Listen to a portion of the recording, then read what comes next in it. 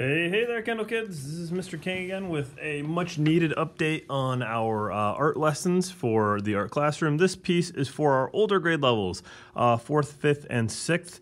Predominantly, this is meant for the 6th grade class because it's a little bit more advanced, but 4th grade, I've been doing it with them too, and they've been really knocking my socks off. So, you know, anybody who wants to give this one a go for it. You can do it all different drawing skill levels. What we're doing is actually, this came all the way back from around Easter. I was inspired by the eggs and decided we should focus on making a 3-dimensional egg, one with modeling and shading, and then have a creature coming out of it. So the creature coming out of it can be very detailed, or it can be really, really basic. It doesn't need to be super crazy. The main thing I want to teach you guys about is how to make this cool 3-dimensional cracked egg and that cracked texture along with a nice modeling around it. Now, for this project, the materials needed are very variable because you guys are at home, so I don't want to say like, oh, you need to have these Prismacolor watercolor pencils. They're great to have for this, but they're not essential. You don't have to be doing it this way.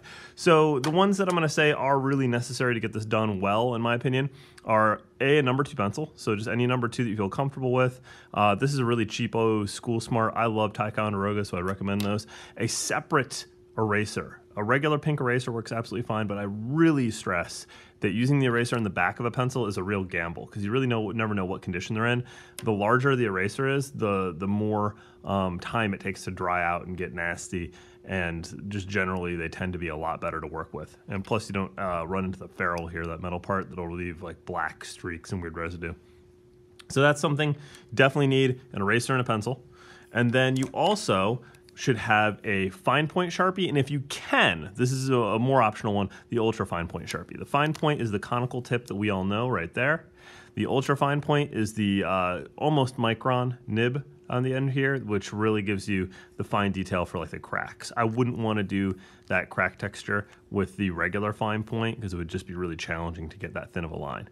But yeah, so it's a really nice thing to have both of these Sharpies. They're pretty inexpensive to get at any office supply store, or you can order on Amazon, or actually the best prices I have found are with WB Mason. So just a heads up on that. All right, so if you guys are ready to go, let's get rocking into this. So the first thing I want to point out is that for this one, I actually these leftover tracers for eggs from a Humpty Dumpty project. So if you have something that you can already cut out in that form and kind of reproduce, that's a nice thing. But in case you want to know how to draw an egg, eggs are actually really, really tough to draw because it's not quite an ellipse or an oval. It's somewhere kind of in between, so it pinches at the top. So what I recommend is you hold your pencil further back. You also are going to want to barely press down with your pencil. And what you're going to do is you're going to make an oval over and over again. And you're just going to let your pencil barely drift upon the paper, okay? I'm just using right in the middle here. You can kind of decide where you want to do it. And the thing is, for us, for our purposes, we don't need to worry too much about the pinching at the top. So you can make the bottom a little wider than the top, but you're just going to keep going over and over and over it. And what will happen is that your lines will kind of make an average of where you're trying to go. And so you're going to disregard all the stray ones, and you're going to stick with the ones you like. And the added benefit is you do get kind of a modeling effect starting with just doing the pencil like that. So once you've got the basics of it down, here's what I would do. Take your fine point, start kind of at the 2/3 up on one side here, and start tracing the final line that you like. Now, if your outlining isn't perfect, if your inking is a little funny, don't worry about it. Eggs are not absolutely perfect. Like this little bump over here, not going to be worried about it.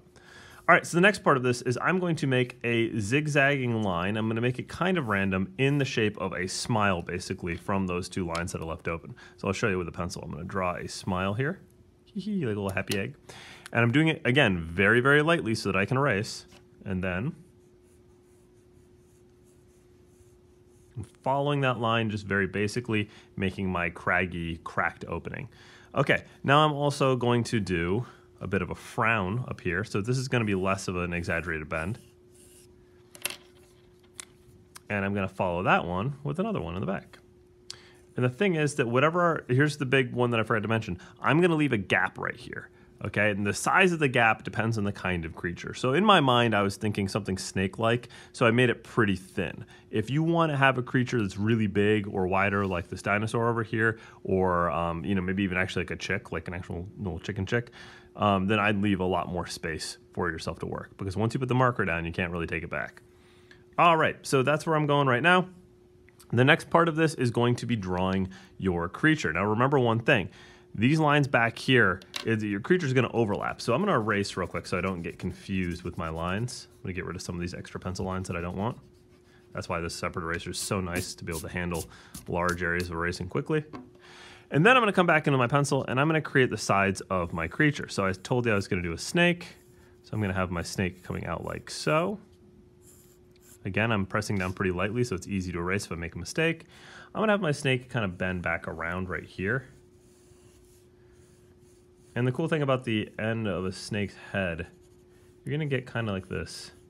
Let's do kind of a side view here. I'm going to create my snake right here. And it kind of gets this almost heart shape the way I'm going to do it.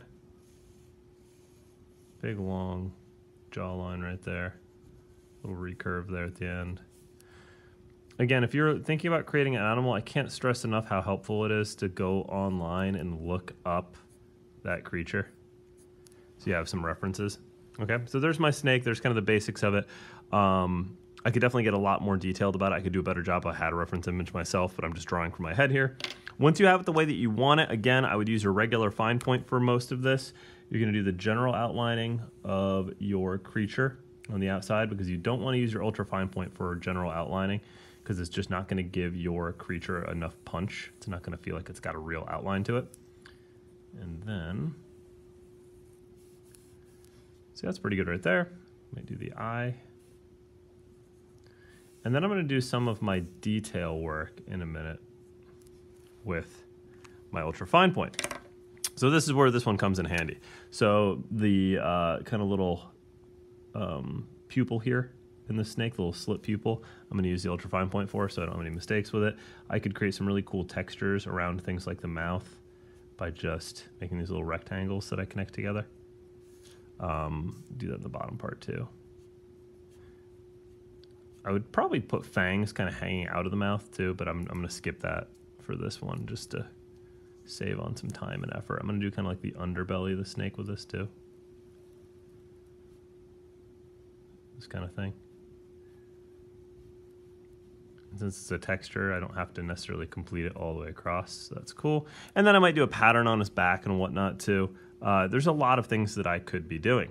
So the next thing I want to show you is that for this one over here, I did use the watercolor pencils and then I put the water on it and turned it into paint. But I just wanted to show you with regular colored pencils some things you can do. So I've just got a very small color palette here of colored pencils. Not very many options to go from, but you can substitute color for value as well. So like my purple is really dark. My brown is a dark one too, and relatively, I'm gonna put some of my dark ones. And then I got like this red here, which is a little more of a mid-tone along with my green. Got a dark green that's definitely gonna be on the darker end. Got my light blue, which is gonna be on the later end. And I got my light grays and silvers. So I can kind of, make those into light and shadow pretty easily. So I'm gonna use my dark green here. And I wanted to show you that I'm gonna use my dark green around the edge of my snake's body to create that modeling effect. So I'm gonna do that. And then I'm gonna use the light green on the interior to make it look like the areas where it's a little bit lighter towards the center of the body. And so you can go right ahead and just use colored pencil to do your coloring, okay?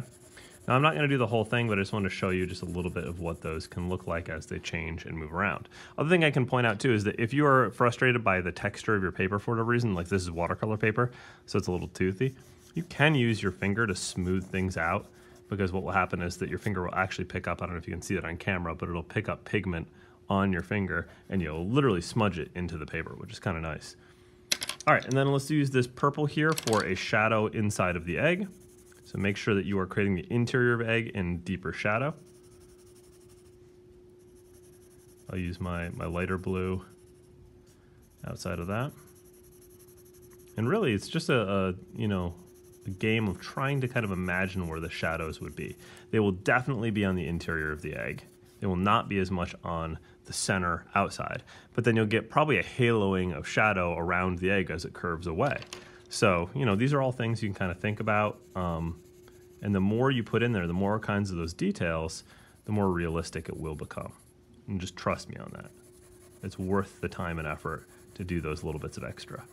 And I can't stress enough how valuable it is to work on not pressing down hard when you're doing things like sketching and coloring, so that you can kind of go very incrementally, bit by bit more. So you can see I'm already starting to get a nice bit of a, you know, three-dimensional effect on my creature here. Okay, so you can see kind of how this turns into that over time.